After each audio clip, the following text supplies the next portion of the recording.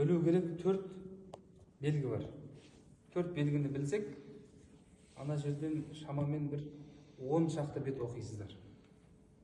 Оқылу бар ғой, әріптер. Енді, мәселен, мынау әріп деп елестете беріңіздер. Әріптің үстінде қисық белгі жазылатын болса, бұл белгі өзінің атауы бар. Фатха деп аталады. Бірақ оның жұмысы ә немесе о деген дыбыстарды береді. Екінші белгі бізде кәсіра. Кәсіра деп аталады. Жұмысы и деген дыбысты береді. Ары қарай сөздің үстінде енді бұл біреулер я дейді. Жалпы айтқанда бұл белгінің аты домма. Домма бұл белгі бізде у деген дыбысты береді. Ары қарай әріптің үстінде домалақ белгі бар болса, бұл белгі бізде сукун деп аталады. Сукун, иә. Бұл сукунның жұмысы тоқтауды білдіреді. Тоқтау белгісі. Тоқтау белгісі. Алды. Қызыл не жоқ екен бе? Сөздің әріптің үстінде қисық мынау белгі тұрса, бұл белгінің атауы фатха. Белгінің атауы фатха. Фатха деп аталады. Фатха деген белгі екі түрлі дыбыс береді. Жіңішке әріптің үстінде тұрса, мәселен, б, т, ф. Жуан әріптің үстінде тұрса, ро, хо, қо, то, до, со деген сияқты дыбыстар береді. Ары қарай әріптің астында қисық сызықша тұрса, фатхаға ұқсайтын, бұл белгінің аты кәсіра. Кәсіра деген белгі. Сіз ертең оқып жатқан кезде иді айтпай қалсаңыз, біз айтамыз, бұл жерде кәсіра тұр. Терминімен сөзбен айтамыз. Бұл жерде кәсіра тұр. Сіз бірден білу керексіз, кәсіра ол и деген дыбысты береді. И деген дыбысты береді. Мәселен, и, ди, ти, фи, жи деген сияқты кете береді. Ары қарай бізде мынандай белгі. Әріптің үстінде кішкентай я немесе өтір бетте жазуға болады. Бұл белгінің аты домма. Бұл белгінің жұмысы у деген дыбысты береді. Мәселен, у, бу, ту, су, жу, ху деген сияқты.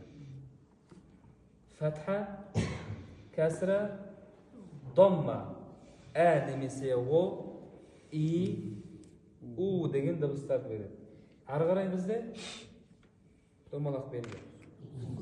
Сукун деп аталады. Бұл сукунның жұмысы тоқтауды білдіреді. Енді кітаптарыңызға сай, ең алғашқы қатарда бізде не бар? Әлиф жазылған, иә? Әлиф фатхамен, әлиф кәсірамен, әлиф доммамен жазылған. Одан кейін ро бар ма? Ро фатхамен, ро кәсірамен, ро доммамен. Одан кейін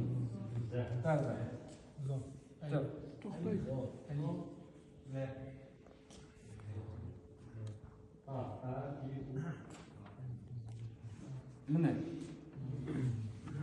әлиф бізде несуші аст үстінде не бар, соны оқисыз. Қандай белгі тұрады, соны оқисыз. Үстінде болса астында болса и, үстінде домба болса у болады. әлифпен жазылса бұл белгілер ә, и, у деп оқисыз. Ешқандай қиыншылық жоқ. Ә, и, у болды. Кетті бұл. Ары қарай бізде ро әріпі. Ро әріпі жуан әріп. Оның үстінде фатха тұрса біз айттық. Ро болып қала береді. Ро дәл солай қала береді. Ро бол ро. Кәсірамен ри.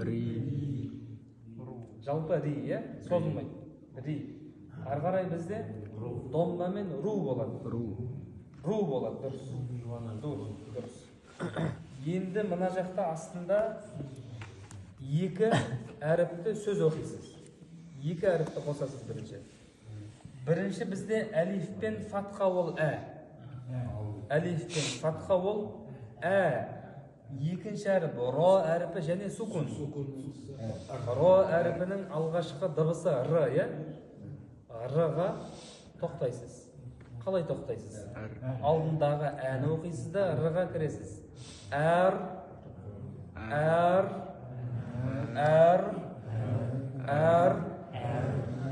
сіз уже сөз оқып атсыз. Әр деген сияқты оқылады. Кәсіра мен әлиф көрдіңіз, и екенін білдіңіз. Ары қарай ро әріпі сукунмен көрсеңіз, бұл сукунға бірден кіру керек. Сукунды әріпке кіру керек. Ир.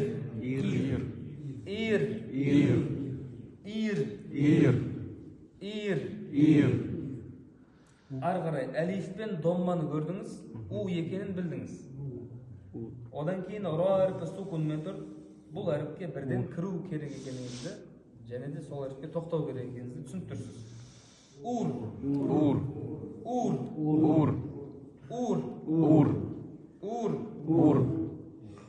Әр, ир, ур. Әне, екі әріпті сөз оқымыз.